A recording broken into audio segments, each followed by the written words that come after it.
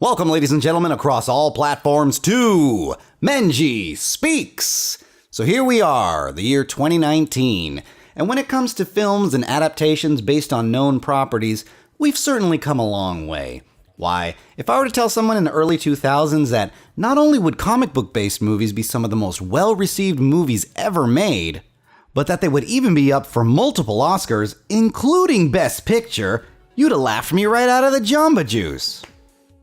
Yes, as Kevin Smith says, we are living in a golden age for comic book movies. But what about video game movies? How are those faring? Let's see. Ooh, Sonic the Hedgehog movie. It's about time. Oh no. No. No, no! Menji speaks, and then he speaks and speaks and speaks and speaks some more. Why are video game movies still getting shafted? Granted, some of the more recent game-based movies have been, at the very least, watchable? But for the most part, the video game movies of now feel like the comic book movies of the early 2000s. Hackneyed, barely thought out, and often still with very little ties to the source material. And I don't think it's gonna get better anytime soon. We are now on the verge of finally getting a movie based on Sonic the Hedgehog. A 25-year-old franchise? And what has Hollywood decided to do with this movie, in their infinite wisdom, to make this one break the mold? Fall back on an even older movie trope that will have Sonic being transported to our world. Look at this plot summary. He's gonna land in a place called Green Hills and needs to escape from the evil US government, who I can only imagine wants to experiment on him because he's an alien or super fast or both? He's super fast though. How could he get caught in the first place? And of course he comes to make friends with a human. I sure hope he finds a way through the power of super speed and friendship to teach a valuable life lesson about, I don't know, believing in yourself, thinking outside the box, don't be such a workaholic, accept your own uniqueness. Pick one, all with anatomically accurate muscular running legs. They even went as far as casting Jim Carrey as Dr. Ivo Eggman Robotnik Roosevelt Bean Machine. Either they were going for nostalgic irony, or the casting director just woke up from a 20-year coma. Ugh. Believe it or not, this is a plot device that originally was only relegated to movies based on cartoons and hasn't really been used on video game movies as far as I know. It's happened a couple of times in reverse, where people from the real world go into the video game, most notably in the infamous Super Mario Bros. Japanese anime movie, where Mario is legit playing a Japanese NES, and also far less notably in the less said the better King of Fighters live action movie. Neither of these tropes has ever worked, and the only time they appear as a success is when the marketing team goes balls out on advertising. Remember the horrific train wreck that was the Smurfs movie? The Smurfs lived in an interesting world full of magic and dragons and stuff. But no! Let's put them in New York. Into the real world! That's what everybody wanted to know, right? How do Smurfs catch a taxi?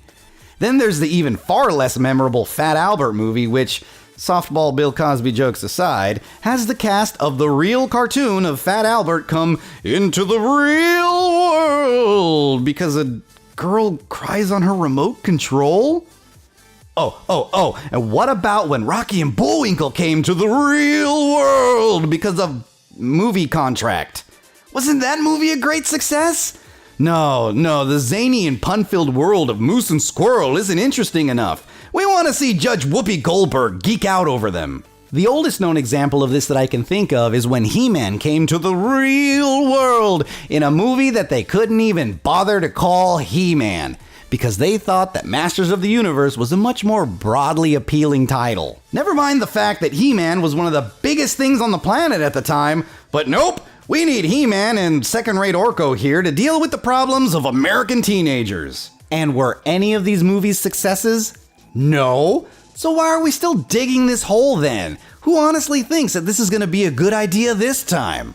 I'll be the first to admit, the storyline in the Sonic games is confused and kind of non-existent, in the sense that there's no real common thread that necessarily ties all the games together, aside from Sonic Fast, Eggman Bad, and, some reoccurring cast of characters. Sonic supposedly hails from the planet Mobius, which is filled with both anthropomorphic and regular type animals, and depending on who you ask, he really likes chili dogs. That's more interesting than, say, San Francisco, which, granted, while it is my hometown, isn't ever really somewhere I wanted to see as a backdrop for a Sonic movie. Wait a minute. This is all starting to sound very familiar. Oh God, no! Welcome, ladies and gentlemen, across all platforms to Menji Plays. Oh God. Oh. No. It's Sonic Adventure 2. The entire premise of this movie is Sonic Adventure 2, isn't it? Ugh.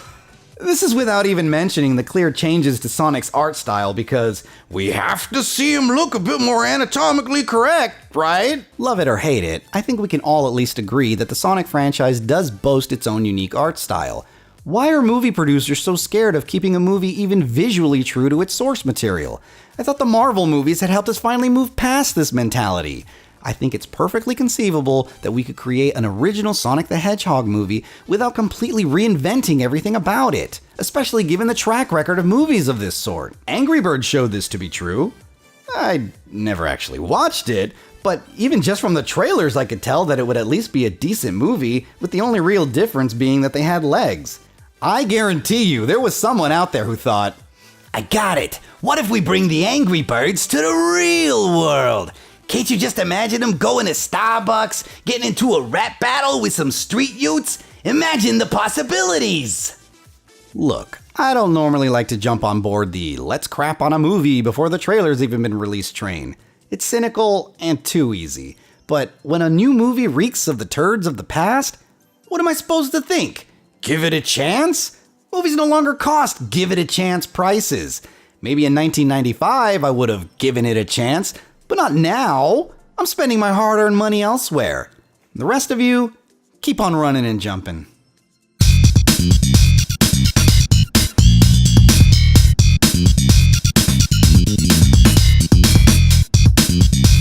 Thank you so much for watching. Click around on this screen to watch some more of my other videos and subscribe. If I did my job right, I guess. If you'd like to support me in the things that I do, you can check out some of my original t-shirt designs at shop.spreadshirt.com/AnnaMenji. And if you can't get enough of me, check out my Twitch stream at twitch.tv/AnnaMenji. I stream every Tuesday, Wednesday, and Thursday. Last week I had a blast processing playing Sonic Mania and remembering the good old days. Promise it gets better.